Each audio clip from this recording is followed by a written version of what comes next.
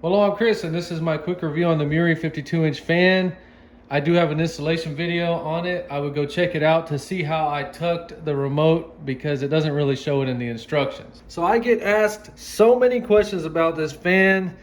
Go to the Home Depot website. That's where I bought mine. I think they lowered the price. Notice they have 2 new colors. They did not have that. And you scroll down, info and guides, and they have the instructions here. Instructions, and you literally have the instructions right here. So on the paper instructions, it does not show to tuck the receiver in there, but right here it does. So I'm glad they did that. One of the most annoying questions I get asked is, how do you reverse the fan? It's on freaking the first step right there. You can see the switch right there on your freaking motor. So let's go switch it real quick. So I thought those plastic blades wouldn't get dirty. Good God. Anyway, you lift this little hat up. There's your switch right there to reverse it. Simple. So one guy was telling me that he did not like the motor sound. It was too loud. I have 2 of these and you cannot hear the motor on either one of them.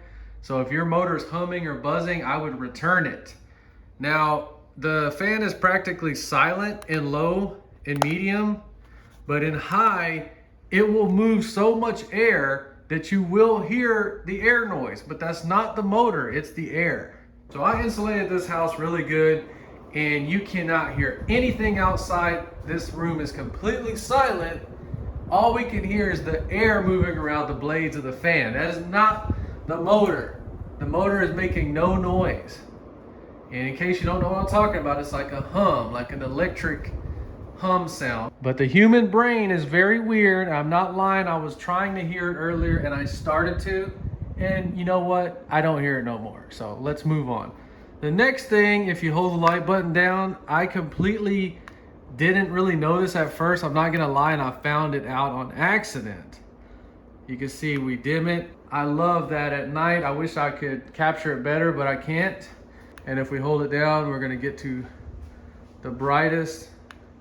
So the iPhone is picking that up as super bright. It's not. As a standalone light for a living room, it's not enough. I think it's right under 800 lumens. It's a soft white, meaning it's the yellow color, and it has a whole bunch of little LEDs in there that's producing that. And I'm not gonna lie, when I'm doing my Lego videos right here, I can turn it on and it does brighten it up a little bit, but as a standalone living room light, I'm telling you right now, it's not gonna cut it. As you can see, we got recessed lighting. We got 6 of those 1600 lumen bulbs to light this living room up. But that is the only bad thing about this fan.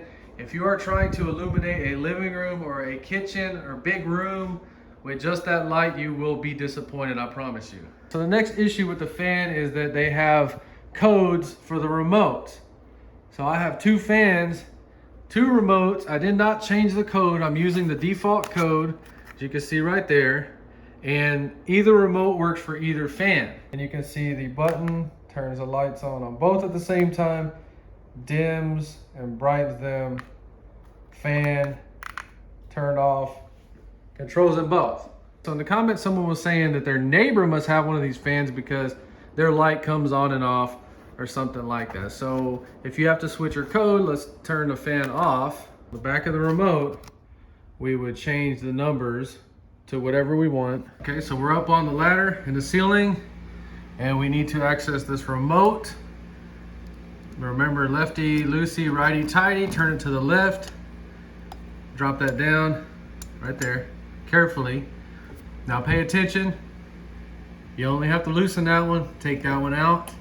We're using a little short baby screwdriver. Now I am doing this one-handed, holding the phone. So if I can do it like this, you have no excuse why you can't do this. All right, so we got that screw out. Drop it down. There's the remote. So we do have power on. You want to turn the breaker off, or if your house is wired correct, that will kill power to the fan, because you might have to jiggle some of these wires around and hopefully nothing comes loose. So you see the little remote part, you need to slide it out or take it out, and you can see the little numbers in there. I don't know why it won't focus. There it goes. On your remote, change the code, match it to that code up there, and then you're good. Put it back together. So people were also saying that light burns out eventually and they don't know where to get a new one. So when mine burns out, it says it lasts 50,000 hours. I will have a video and I will upload one repairing that light somehow. So subscribe and one day you'll get to see that video. So another person, their light went out and he was asking me, how do you get that off? And it's just like that little cover we removed, lefty, loosey, righty, tighty. It's kind of got these little bumps. You got to push up and turn left.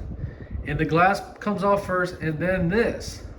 But I'm not gonna lie, the glass is stuck on both of them because I tried to get it off and I couldn't. So be aware of that. So the fan passing the test, 10 out of 10. I absolutely love it, and you will too if you end up buying one.